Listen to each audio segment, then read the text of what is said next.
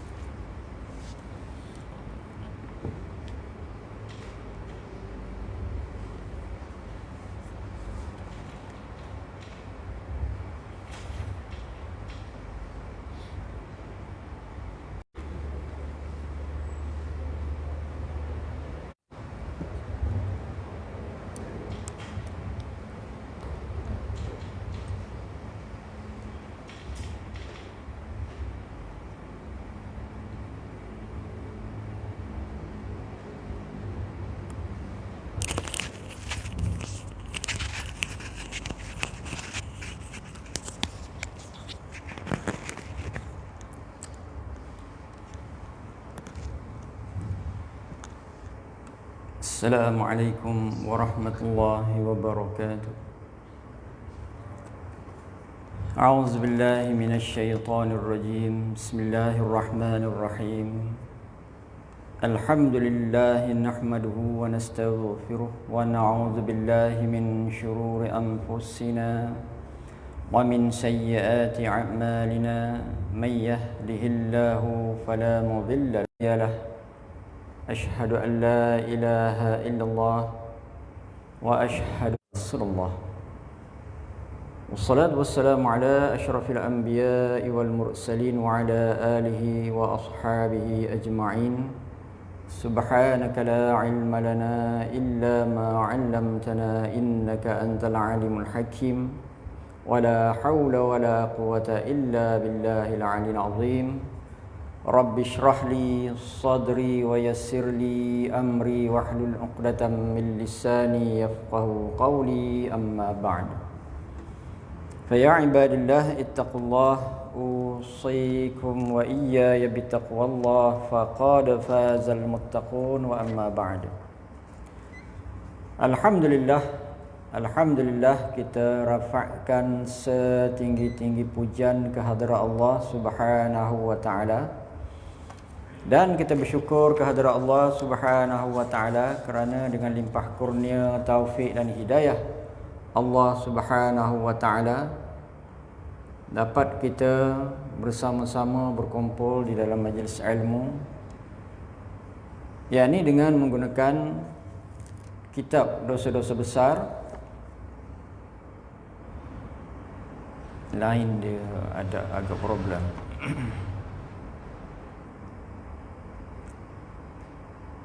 Kitab dosa-dosa besar ini dosa yang ke-8, derhaka kepada ibu bapa. Derhaka kepada ibu bapa. Ini kita ulang, dosa yang ke-8, derhaka kepada ibu bapa. Derhaka kepada kedua ibu bapa itu adalah di antara dosa-dosa yang berat sekali dalam kacamata syariat Islam. Allah sangat murka terhadap orang yang menderhaka kepada kedua ibu bapanya lebih dari menderhaka kepada zatnya sendiri. Sebagaimana bunyi sebuah hadis, sebab menderhaka kepada Allah itu ada harapan mendapat keampunan daripadanya, sebab Allah Maha Pengampun, Maha Penyayang. Namun menderhaka kepada kedua ibu bapa tidak akan terampun pelakunya selama kedua-duanya tidak mengampunkan terlebih dahulu. Lantaran itu, yakni sebab pentingnya perkara ini, maka Allah Ta'ala telah meletakkan perkara perintah berbuat baik kepada kedua ibu bapa itu di samping perintah menyembahnya, sebagaimana firman Allah Subhanahu wa taala yang berikut. Derhaka kepada ibu bapa, yakni derhaka kepada ibu bapa termasuk di dalam dosa-dosa besar yang berat menurut kacamata besar yang berat di sisi Islam, syariat Islam itu sendiri. Yang mana Allah Subhanahu Wa Taala amat murka terhadap orang yang derhaka kepada kedua ibu bapa melebihi daripada menderhaka kepada dia sendiri. Yang mana orang yang derhaka kepada Allah, dia boleh minta maaf, minta ampun kepada Allah bila-bila masa. Tetapi orang yang berdahaka kepada kedua ibu bapa, keampunan daripada Allah itu berdasarkan kepada kemaafan daripada ibu ayah yang dia derhakai. Itu dia punya perbezaannya. Derhaka kepada Allah Subhanahu Wa Taala berbanding derhaka kepada kedua ibu bapa. Yang ini derhaka kepada kedua ibu bapa adalah merupakan dosa yang besar. Seseorang yang derhaka kepada kedua ibu bapa, keampunan daripada Allah berdasarkan kepada Allah, di mana seorang itu boleh turun kepada Allah. Dan Allah Subhanahu Wa Taala ini menyebut di dalam firman-Nya, innallaha ghafurur rahim, sesungguhnya Allah Maha Pengampun dan Penyayang. Yang mana keampunan Allah terhadap dosa yang dilakukan terhadap Allah, maksiat kepada Allah. Tapi kalau maksiat kepada manusia, lebih-lebih lagi maksiat kepada ibu ayah, kena minta maaf, minta ampun kepada ibu ayahnya. Kalau ibu ayahnya tidak memaafkannya, bermakna tidak ada keampunan daripada Allah. Yang mana firman Allah Subhanahu Wa Taala, wa qada rabbuka alla ta'budu illa iyyahu wa bil walidaini ihsana imma yablughanna 'indaka al-kibara ahaduhuma aw kilahuma fala taqul lahumā uffin wa la tarhanhumā wa qul lahumā qawlan karīmā wakhfid lahumā janāha adh-dhulli minar rahmah wa qur rabbirhamhumā kamā rabbayānī shaghīrā. Al-Isra ayat 23 hingga 24 yang bermaksud, dan Tuhanmu memerintahkan agar kamu jangan menyembah kecuali Dia, dan hendaklah kamu berbuat baik kepada kedua ibu bapa kamu. Jika salah seorang di antara keduanya ataupun kedua-duanya sekali telah mencapai usia tua dalam pemeliharaanmu, maka janganlah sekali-kali kamu mengatakan kepada mereka perkataan dan janganlah kamu membentak mereka, tetapi ucapkanlah kepada mereka perkataan yang mulia, dan rendahkanlah dirimu terhadap mereka berdua dengan penuh kesayangan, dan ucapkanlah, ya Tuhanku, kasihanilah mereka berdua sebagaimana mereka berdua telah mendidikku sewaktu aku kecil. Surah Al-Isra ayat 23. Yang ini mari kita melihat maksudnya semula. Kita pergi satu persatu. Yang mana dalam ayat ini Allah Subhanahu Wa Taala menyebut berkenaan dengan sembah Allah. Yang pertama, Allah Subhanahu Wa Taala menyebut tentang kewajipan kita untuk menyembah Allah. Dan Tuhanmu memerintahkan kamu janganlah menyembah kecuali Dia.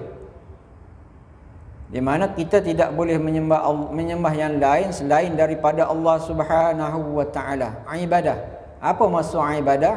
Ibadah itu maksudnya perbuatan menzahirkan ketaatan, ketundukan kepada Allah. Maksudnya ibadah. Daripada perkataan abdun. Dan kalau dijamakkan ibadah, abdun ibadah, yang mana hamba. Apa maksud hamba? Yang hamba tu ada sifat ubudiyah. Sifat ubudiyah, apa maksud sifat ubudiyah? Yang sifat kehambaan. Dan apakah yang dimaksudkan dengan sifat kehambaan? Yang ini dalam ibadah. Itu maksudnya ibadah. Dan sifat ubudiyah itu menzahirkan akan ketaatan ataupun kepatuhan kepada Allah Subhanahu Wa Taala. Ini maksud hamba. Dan tidak boleh seseorang itu yakni menzahirkan ketaatan selain daripada Allah. Tidak boleh seseorang itu menyembah selain daripada Allah. Itu yang pertama yang disebut di sini. Dan seterusnya dalam ayat yang sama, tentang yakni tauhid Tauhid mengabdikan diri kepada Allah. Kita tidak boleh menyembah selain daripada Allah. Mana seseorang yang sembah selain daripada Allah, dia sudah mensyirikkan Allah Subhanahu wa taala. Di mana Allah Subhanahu wa taala, zat Allah tu esa. Yang Allah Subhanahu wa taala tu, hendaklah kita esakan Allah pada zat Allah. Makna wahid Allah, zat yang sama seperti Allah. Yang keduanya, wahdaniyah pada sifat.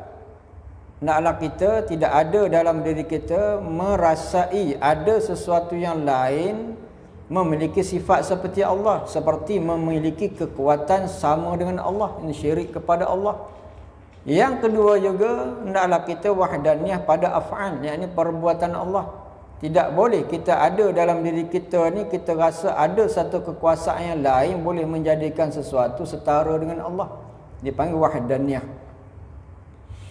Dan daripada itulah, daripada pemahaman tentang esanya Allah itulah akan terkeluarnya, yakni perkataan syirik. Yang pertamanya, orang yang mensyirikkan Allah. Syirik itu adalah syirik jali. Orang beriman kepada Allah, dia benar-benar faham tentang keesaan Allah. Wahdaniyah zat. Itu orang beriman ada dalam diri dia, yakni tidak ada Tuhan selain daripada Allah, zat yang selain daripada Allah. Dan yang tidak adalah sifat-sifat yang sama seperti Allah. Kalau disebut itu hanya sahaja lapas saja, yakni tidak memberi maksud, yakni ianya adalah sama dengan Allah. Contohnya, satu orang mengatakan dia ni kuat, ataupun dia kata orang tu kuat. Jadi kuat di situ adalah merupakan satu daripada sifat Allah. Qudrah, yakni ada memiliki kekuatan. Yang mana perkataan itu hanya lafaz. Melainkan seorang tu dia yakin dalam hati dia orang tu kuat sama seperti Allah.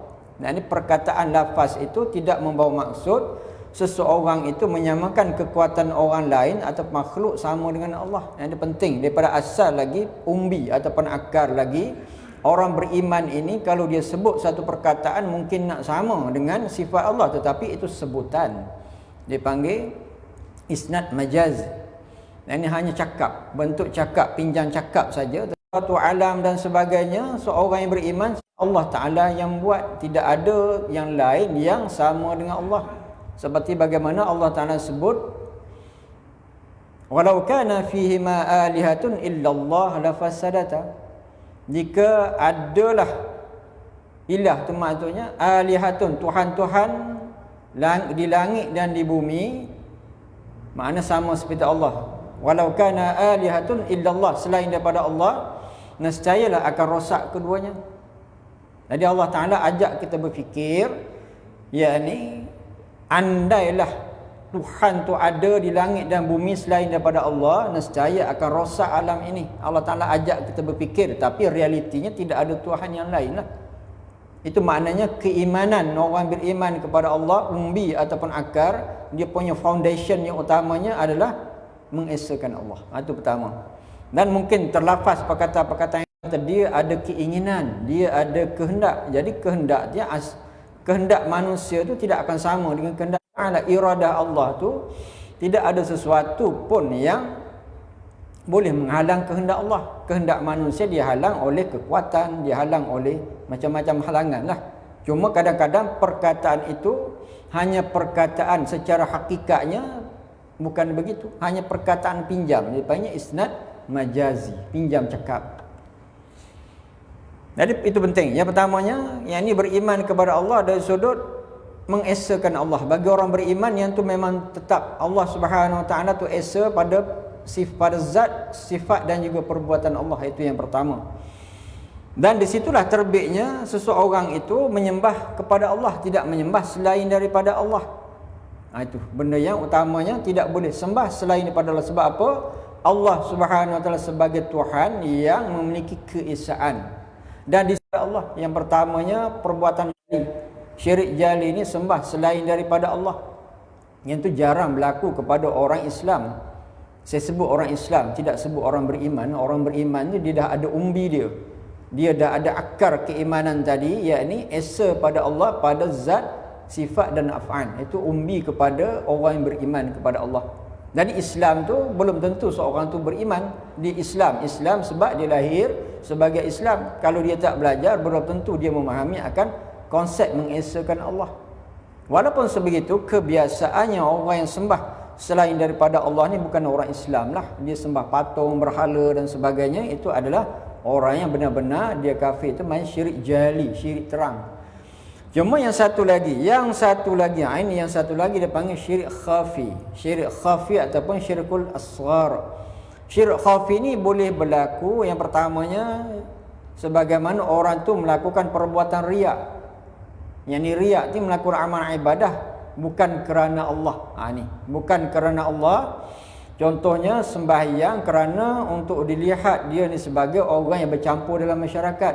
Kenapa dia solat berjamaah? Nak tunjuk dia ni orang yang ada komitmen dengan masyarakat. Ataupun sesuatu yang lain bukan kerana Allah. Inilah alla ta'budu illa iyyahu. Yang ni Allah Ta'ala pesan, jangan kamu menyembah melainkan dia. Yang ni sembah itu sendiri, yang pertamanya sembah secara terang-terangan, sembah patung berhala. Itu syirik jali terang, boleh tengok. Satu lagi syirik ini dia sembahyang, zahirnya sembah Allah, tetapi kadang-kadang sembahan itu ada dalam diri dia sebab benda yang lain. Ini agar dia ni dilihat sebagai bercampur dengan masyarakat, takut nanti dia mati besok orang tak datang buat tahlil, takut orang ni pulaukan. Dia takut itu dalam perkara ibadah, takut selain daripada Allah, maknanya syirik. Dalam perkara syirik khafi ini berlaku apabila seseorang itu merasai ada satu kekuatan yang setara dengan Allah.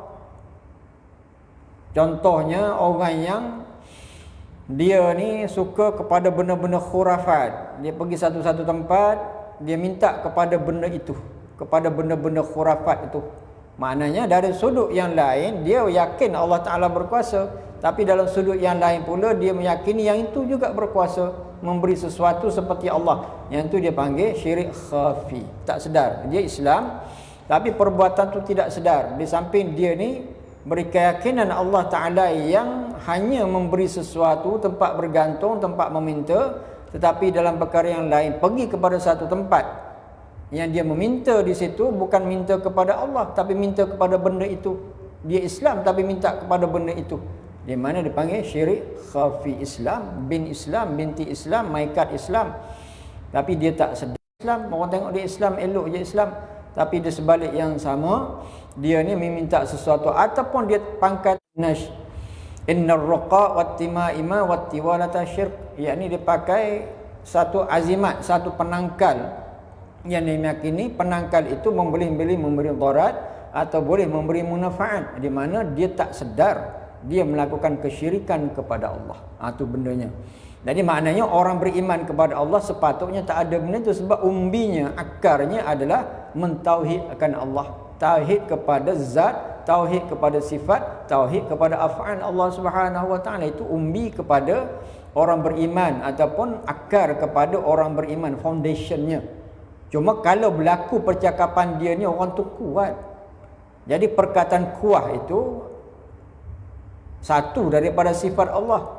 Qadrah itu makna kuat. Allah Ta'ala ada kekuatan.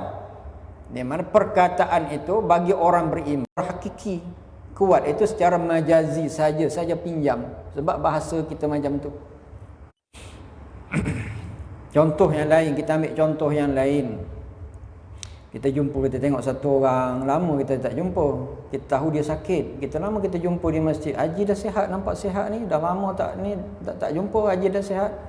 Saya rasa dah 5 tahun tak datang ke masjid. Oh alah, saya ni memang dah sihat dah. Saya makan ubat tu sihat saya.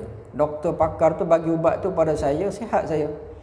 Dalam perkara ini dua keadaan.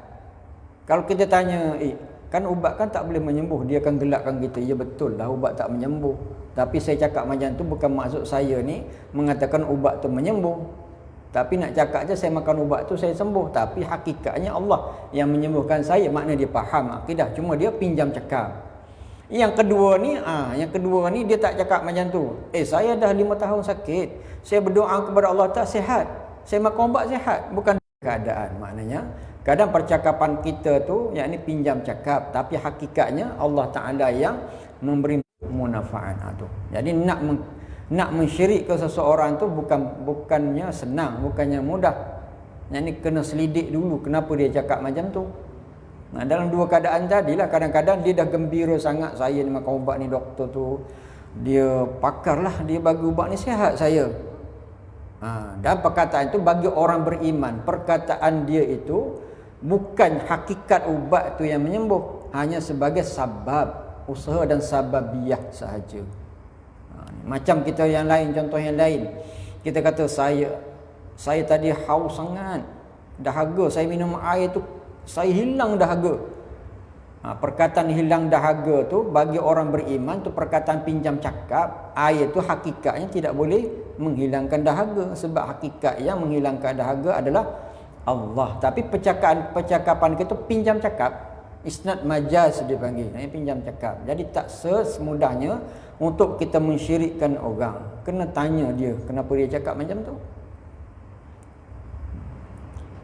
Macam juga api yang membakar. Kita kata Allah, api tu kuat, bangunan tu terbakar, api tadi kuat membakar satu bangunan. Perkataan itu pinjam cakap, sebab tak ada perkataan lain yang sesuai kita nak cakap. Tapi secara hakikatnya yang membakar tu Allah. Allah Ta'ala memberi quwwah hararah. Nah, ini kekuatan panas kepada api itu apabila bersentuh dengan sesuatu yang kering dia terbakar. Maknanya quwwah hararah kepada api. Yang membakarnya adalah Allah Subhanahu wa Ta'ala. Allah Ta'ala juga menyebut Allahu khalaqakum wa ma ta'malun. Allah yang menjadikan kamu dan menjadikan apa yang kamu buat. Hakikatnya kita buat itu adalah Allah Ta'ala yang buat. Walaupun kita nampak kita bergerak ke sana ke sini, di mana hakikatnya adalah Allah Subhanahu wa Ta'ala. Itu yang cuba saya nak fahamkan. Semestinya satu orang tu syirik perkataan dia tu, tanya dia dulu. Tanya dia, dah mentauhidkan Allah tu ada dalam jiwa dia, hanya perkataan sahaja. Nah, ini bukan senang kita nak mengkafirkan orang.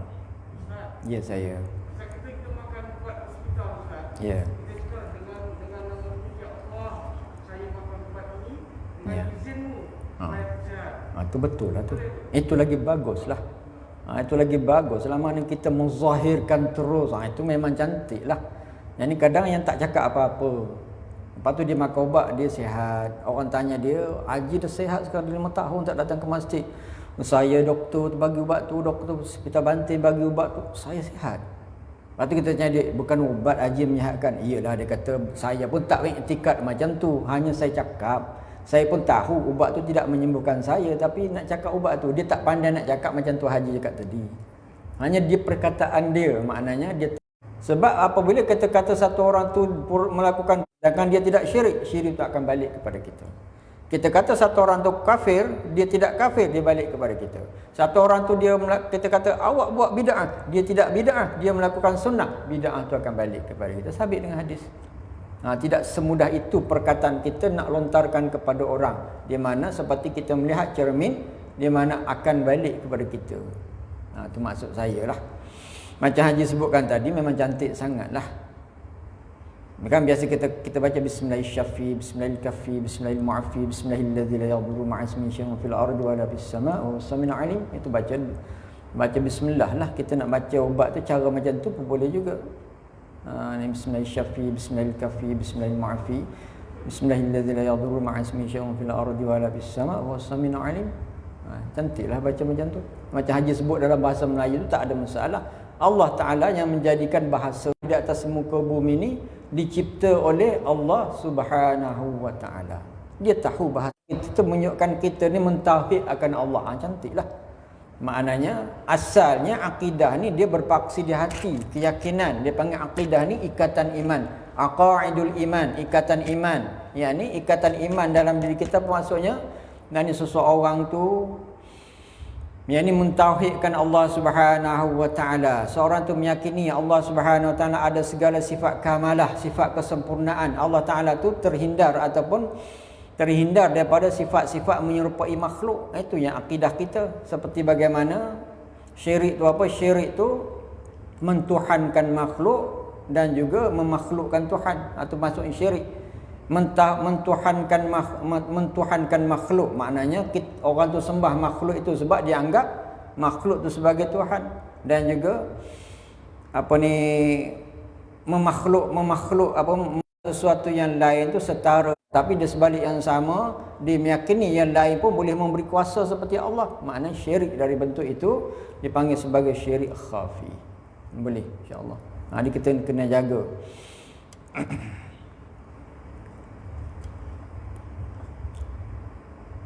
Itu yang pertama. Maknanya Allah Ta'ala mendahulukan ayat ini dengan akidah dulu. Dengan akidah, dengan keyakinan, dengan tauhid. Dan ayat yang sama nak menunjukkan ini kepentingan.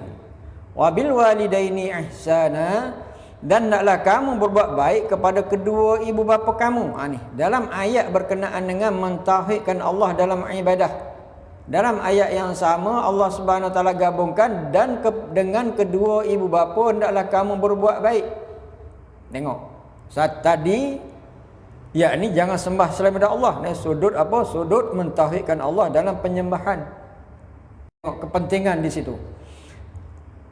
Salah seorang di antara keduanya ataupun kedua-duanya sekali telah mencapai usia tua dalam pemeliharaanmu, maka janganlah sekali-kali kamu mengatakan kepada mereka perkataan kalau dah ibu bapa tua ni, jangan sekali-kali kata Kadang ibu bapa masa dia muda, dia tak kecil hati banyak, tak kuat kecil hati, tak cepat kecil hati. Kan kita masa muda-muda dulu anak ni macam-macam kan, macam-macam. Kita suruh buat tu dia tak nak, dia buat buat ni kecil. Masa dia kecil, hati kita ni kita tengok budak-budak, okeylah, tak ada masalah. Apabila kita umur dah 60, 70, anak dah besar, perkataan itu sendiri dah makan dalam hati kita. Masa anak tu kecil lagi, masa dia ni sekolah tadika, naik sekolah rendah, dia ni macam-macam lah, dan kita membantah sebagainya, suruh baca buku, tak maulah. Suruh buat tu, tak maulah. Suruh kemas tilam dia, tak maulah. Jadi dia perasaan dalam hati dia kecil hati dengan anak. Tapi kalau kita dah 60, 70, 50 lebih, anak tu dah besar, dah kita tengok dia tak sepatut cakap macam tu kepada kita, dia makan dalam. Makan dalam sampai bila? Sampai mati, teringat. Sampai mati. Sebab kita rasa dia tak patut cakap macam tu kepada kita. Umur dia dah sebesar itu, dia pandai berfikir, tak sepatut dia cakap macam tu kepada kita. Dia makan dalam. Ini bahaya kepada anak. Apabila kita tidak maafkan dia, di mana dia tidak akan dapat keampunan daripada Allah Subhanahu Wa Taala. Belum tentu. Belum tentu, sebab apa? Dia makan dalam. Dan apabila satu saat ibu ayah yang terasa dekat hati dia dah tak ingat dah benda tu. Dia tak ingat. Tapi dia tak maafkan. Dalam bab ini, anak itu tidak akan mendapat keampunan daripada Allah Subhanahu Wa Taala. Ini penting. Ini adalah merupakan satu contoh yang paling minimal, satu contoh fala taqul lahumā uffin. Tak, kalau tak mahu tu panjanglah Kakak tolong pergi beli ni santan, mak nak masak ni, lemak ni. Kalau dia kata tak mahulah, ada penat banyak, tak mahu dan penat tu banyaklah nak banding dengan makna mak tu nak masak lemak cili api tu terasa. Sebab yang berkata tu adalah yang dah besar. Dan mak tu sudah tentulah dia peringkat tua ni dia cepat terasa dalam hati dia. Tu nak jaga.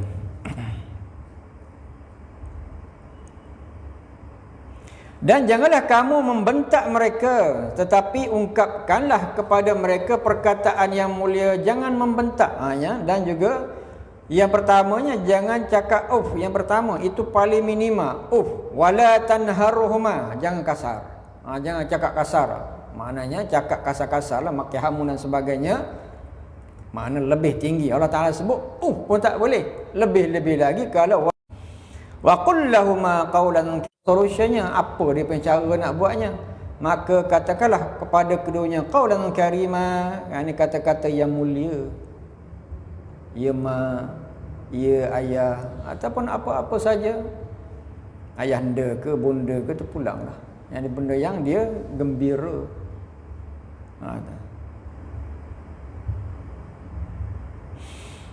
Di hari akhirat besok, kesemua ni akan kita lihat.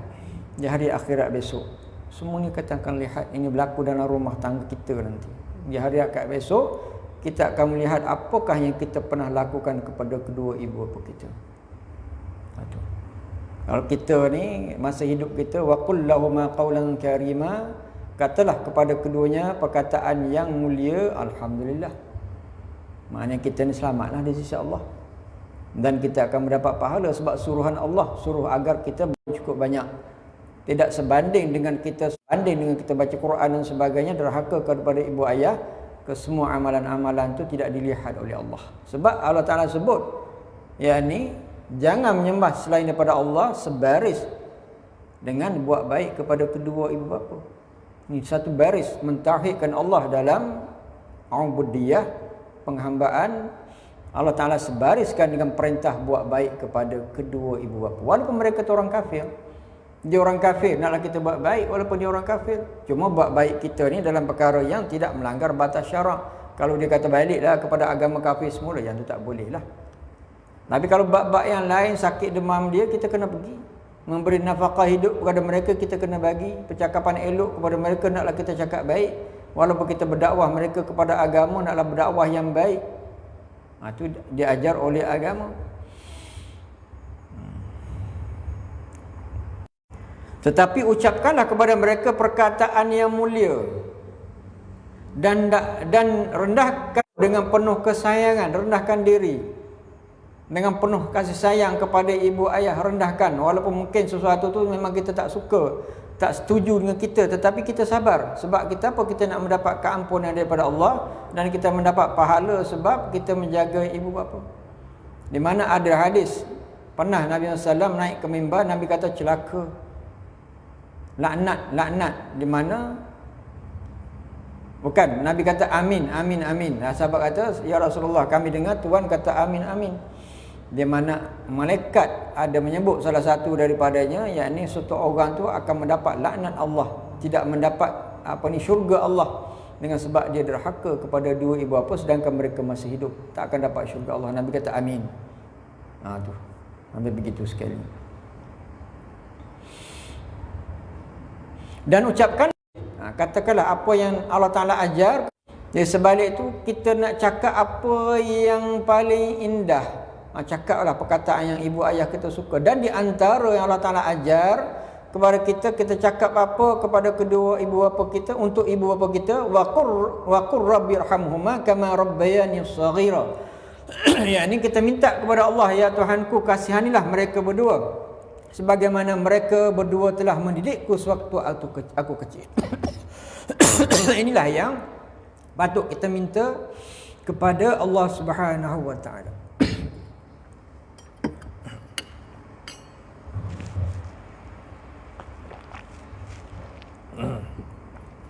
Di sebalik kita mengatakan, menuturkan perkataan yang mulia-mulia, di antaranya bacalah doa ini.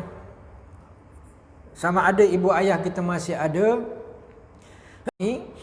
Allah Subhanahu wa Ta'ala akan meninggal itu untuk memaafkan kita di hari akhirat besok. Selaku kita ni sebagai orang yang lemah, mungkin ada sedikit perkataan-perkataan yang mengguris hati mereka. Mudah-mudahan kita sekerat berdoa dengan ayat ini. Wa qur rabbirhamhuma kama rabbayani shaghira. Jadi bagaimana? Ya Tuhanku, kasihanlah mereka berdua sebagaimana mereka berdua telah mendidikku sewaktu aku kecil. Mudah-mudahan dengan bacaan ini, ibu ayah kita yang meninggal di hari akhirat besok, Allah Ta'ala gerakkan hati mereka untuk memaafkan kita di hari akhirat besok, mudah-mudahan. Surah Al-Isra ayat 23 hingga 24 12 rujuk. Perkataan berbuat baik di dalam ayat di atas. Saya tengah tengok jam. Sana belum pukul 7. Dah isyak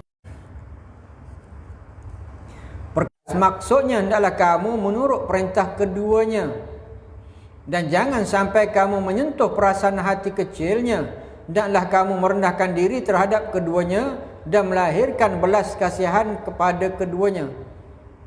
Perkataan berbuat baik. Wabil walidaini ihsana, berbuat baik kepada kedua tu, kepada mereka. Apa yang maksud berbuat baik? Di dalam ayat di atas, maksud berbuat baik itu hendaklah kamu menurut perintah keduanya. Dengar je cakap ibu ayah, melainkan dalam perkara-perkara yang bercanggah dengan syarak. Yang ini kita tidak boleh menurut perintah ataupun perkara yang bertentangan dengan syarak, dengan hukum, tak boleh. Selagi perkara itu tidak bertentangan dengan syarak, cuma hati kita tak suka je. Kita memang tak sukalah. Tapi kita kerja di laut, nak kerja di, nak jadi kelasi. Kata dia minat ke laut. Tapi emaknya tak bagi. Mak kata kerjalah kat darat je. Mak tak ada, nanti tak ada boleh tengok kamu. Jadi dia tanya saya, "Ustaz, macam mana? Saya dah minta, saya dapat kerja tu, gajinya banyak, lumayan. Tapi kalau kerja di darat ni tak sebanyak lumayan itu," kata dia. Saya kata, "Dengarlah cakap mak. Kadang kekayaan itu, kesenangan itu bukan duit itu sahaja. Tetapi redha ibu ayah itu kita akan jadi senang sampai bila-bila. Kadang kekayaan, kesenangan itu boleh menyebabkan kita pun tak senang. Dan ini kesenangan, kebahagiaan itu adalah daripada Allah, bukan duit. Dan apabila ibu ayah itu tak suka dalam satu perkara yang memang tak bercanggah dengan syarak, pergi kerja ke laut tak bercanggah, mak ni dah tak ada dah orang lain. Ayahnya dah tak ada, jadi anak dia kira anak kecil. Mana anak yang bongsu. Dia kata, "Dengarlah cakap mak. Kita pun tak tahu bila dia ada. Mungkin dia cakap hari ni, tak lama lagi dia tidak ada. Kalau kita pergi juga, masa kita di laut, selepas kita pergi dia meninggal, kita akan menyesal dan kita tidak akan memaafkan diri kita sampai bila-bila." Tuk-tuk kita pergi ni, kita pergi tak lama lepas tu baru belayar di laut, barulah sebulan belayar di laut, mati dia. Dia meninggal. Kita tidak akan memaafkan diri kita sampai bila-bila. Hanya sebab kita tidak sabar. Sedangkan mungkin Allah Ta'ala gerakkan hati dia ni nak dekat dengan kita sebab mungkin dia tak lama lagi akan pergi. Mungkin kita tak tahu. Sabar, dia kata. Dan anda kata dia bersama dengan kita pun itu satu kegembiraan bagi kita. Mungkin kita ni Allah Subhanahu Wa Taala suruh kita berbuat baik kepada ibu ayah, dan Allah Subhanahu Wa Taala menyuruh kita dengar jelah cakap dia selagi tidak bertentangan dengan hukum syarak, di mana rezeki itu akan datang daripada mana-mana penjuru.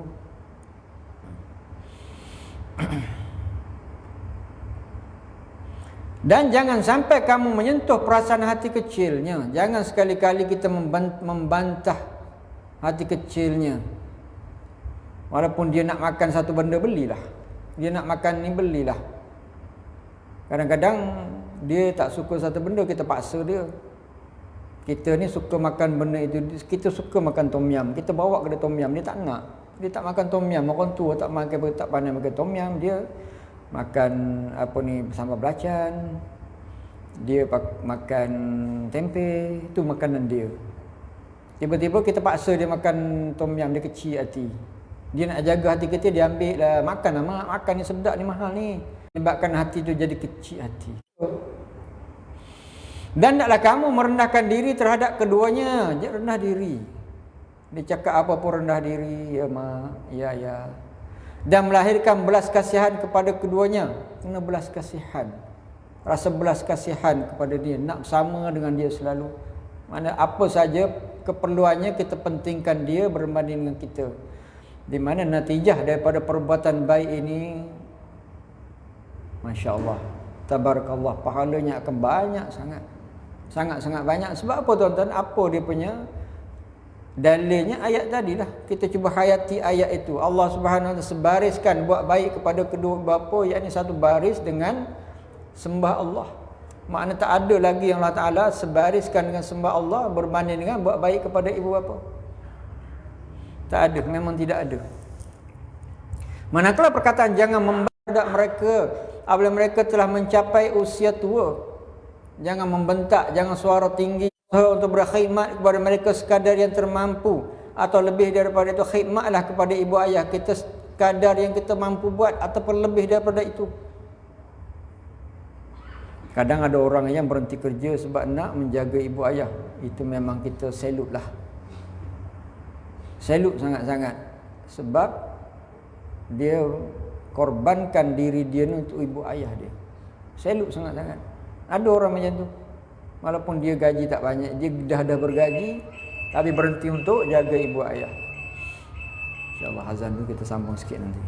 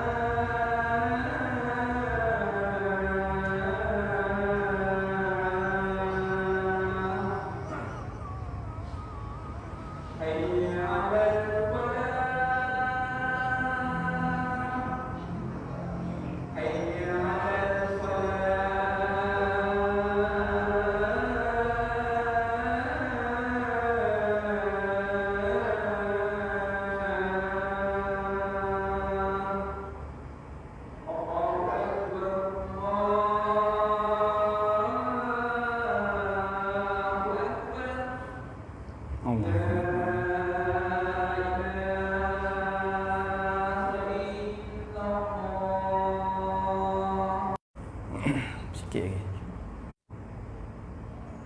Sebab mereka dahulu telah berkhidmat sepenuh kuasa dan tenaga mereka kepada kamu dari sejak kamu kecil lagi. Yang ini ibu terutama sekali, yang pertama masa mengandungkan kita. Bayangkan dengan bayi di dalam rahimnya, dalam perutnya, kadang 3 kilo, 2 kilo lebih lahir, berat nak bawa 9 bulan. Dan lahir itu melahirkan kita ni antara hidup dan mati. Antara hidup dan mati melahirkan. Bagaimana melahirkan seorang bayi yang dalam keadaan hidup dan mati. Tuan boleh bayangkan bagaimana seorang tu dilahirkan.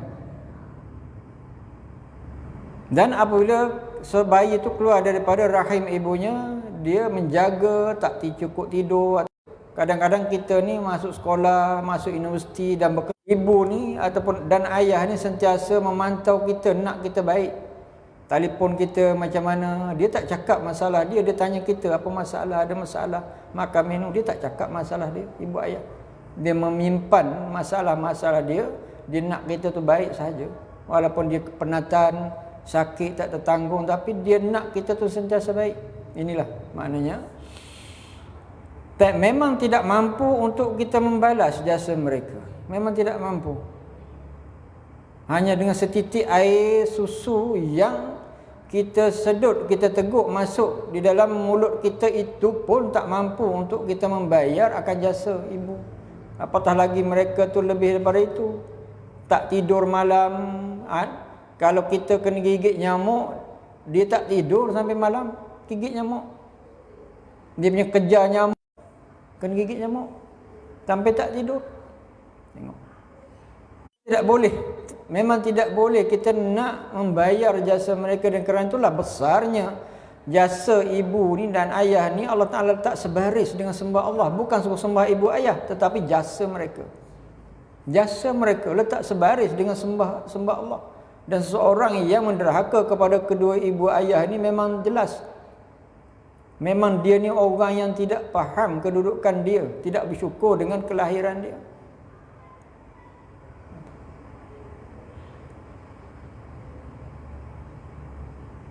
Budi mereka tidak dapat kamu balas sama sekali meskipun kamu lakukan apa saja melebihi apa yang sudah mereka lakukan terhadap kamu. Tak boleh nak balas.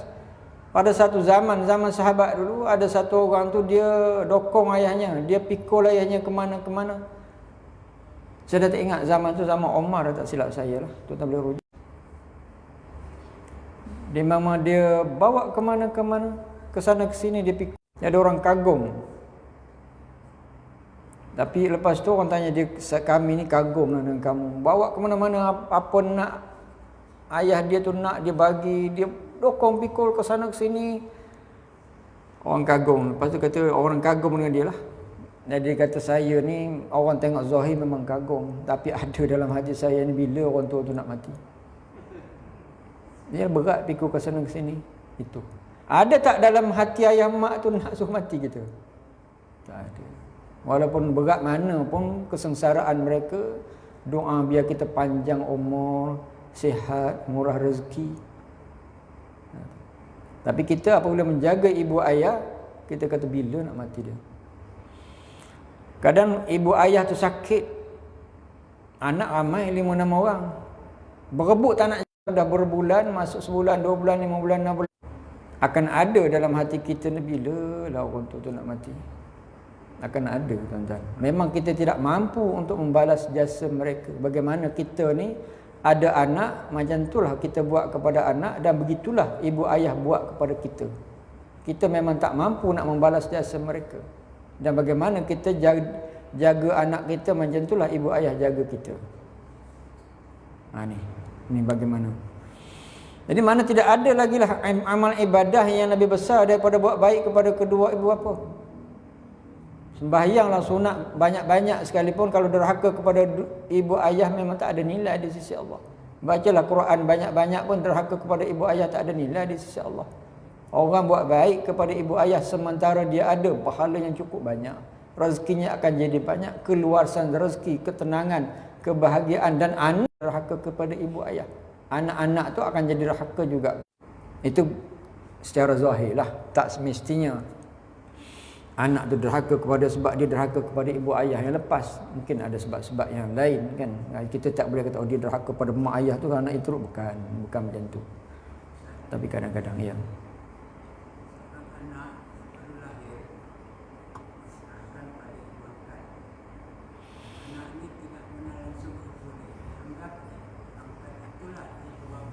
Ya.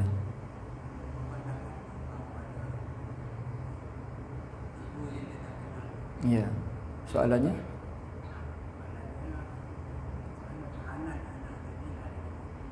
Ya. Dia kalau tak kenal, okey. Kalau dia tak kenal sampai bila-bila, dia pun tak tahu ibu ayahnya. Cuma kalau dia tahu ni dia anak angkat, paling tidak dia doalah kepada ibu ayahnya. Dia tak tahu yang mana dia nak bagi nafkah siapa, dia tak tahu ibu ayahnya. Paling tidaknya doalah ni. Wa qur rabbirhamhuma kama rabbayani, daripada ayahnya jadi kita, sebab ayah tidak mampu, miskin yang sangat-sangat, dia bagi kepada orang tu dia lihat orang tu berkemampuan baik, dan kita duduk orang tu memang jadi baik kita, sampai kita belajar masuk universiti kita mewah. Jadi tetap mereka ni ibu ayah kita kena buat baik daripada tidak pada segi doa. Walau kita tak kenal, kita tak tahu siapa dia, dan andai kata kita ni kenal siapa dia, kita kena buat baik sebab ibu ayah kita yang menjaga kita. Mak angkat, ayah angkat kita memang kebuat baik sebab jasa dia makan minum, menjaga kita di sudut kemanusiaan itu, menjaga kita. Dan segi kelahiran, asbab lahirnya kita ni ibu ayah itu satu perkara yang perlu kita buat baik. Ini memang termasuk apa yang disebut oleh Allah Subhanahu Wa Taala ni kepada ibu ayah. Dan cuma diterangkan di sini, maknanya ibu ayah tu menjaga kita, kan? Menjaga kita buat baik. Orang yang masih ada ibu ayah, untung buat baik sangat-sangatlah. Pahala cukup banyak. Kalau dah tak ada ibu ayah tu, doalah, doa. Jangan lupa nak berdoa. Padahal jika kamu menanggung kesusahan dalam hidup kamu untuk membela mereka atau menanggung riwal mereka, kamu selalu ingat dan berharap bahawa mereka sedikit hari lagi akan mati meninggalkan kamu, padahal mereka semasa menjaga dan memelihara kamu tidak pernah ingat atau mengharap agar kamu akan pergi dan mati meninggalkan mereka. Macam itulah kita sebutkan tadi, apabila kita jaga mak ayah ni, kadang-kadang terfikir satu hari dia akan pergi. Mana kita jaga, kenapa jaga sangat? Alah, tak lama dia nak ada, kita kena jagalah. Mana ada dalam perkataan kita tu, walaupun kita tidak memaksudkan suruh mati, tapi kita ada dalam fikiran kita, kalau hidup dia pun setahun 2 tahun lagi matilah dia. Kita tak bermaksud suruh dia mati, tapi akan ada dalam diri kita kalau kita bersusah payah dengan umur dia 70-80 tahun ni, pada adatnya tak lama lagi lah, masih ada dalam diri kita ni suruh dia matilah, macam tu. Bukan suruh dia mati, tapi kita ada dalam diri kita yang ini menisbahkan hidup mak ayah tu ketika dia mati. Dan ibu ayah ni tak akan ada benda tu dalam diri dia. Tu maknanya. Kalau susah mana sekalipun, kita ada dia punya alasan. Kenapa kamu ni jaga, Masya Allah. Yalah, betul lah kak, saya jaga dia. Dia pun, umur dia tu tak lama lagi dah tu. Akan ada perkataan itu. Perkataan yang keluar daripada lidah kita. Kita tidak bermaksud suruh dia mati, tapi alasan kita menjaga ni mungkin dia tak lama lagi dah sama dengan kita. Tak salah pun perkataan itu pun, bukan katakan salah, tapi biasanya alasannya ada.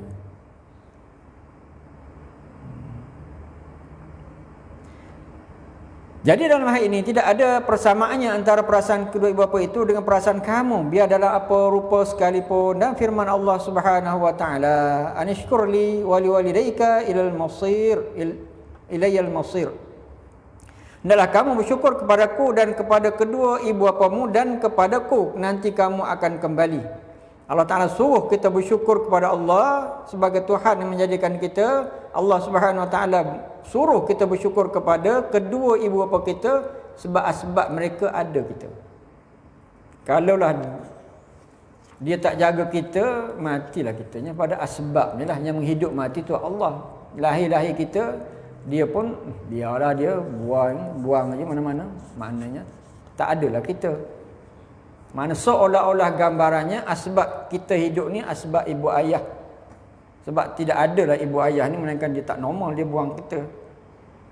Begitu. Wallahu a'lam. Mudah-mudahan apa yang kita kongsikan malam ni dapatlah manfaat kepada kita. Auzubillahi minasyaitonirrajim. Bismillahirrahmanirrahim. Alhamdulillahi Rabbil Alamin. Allahumma arinal haqqa haqqan warzuqna ittiba'ah wa arinal batila batilan warzuqna ijtinabah. Allahumma fa'alna bima 'allamtana wa ja'alna min 'ibadikas salihin.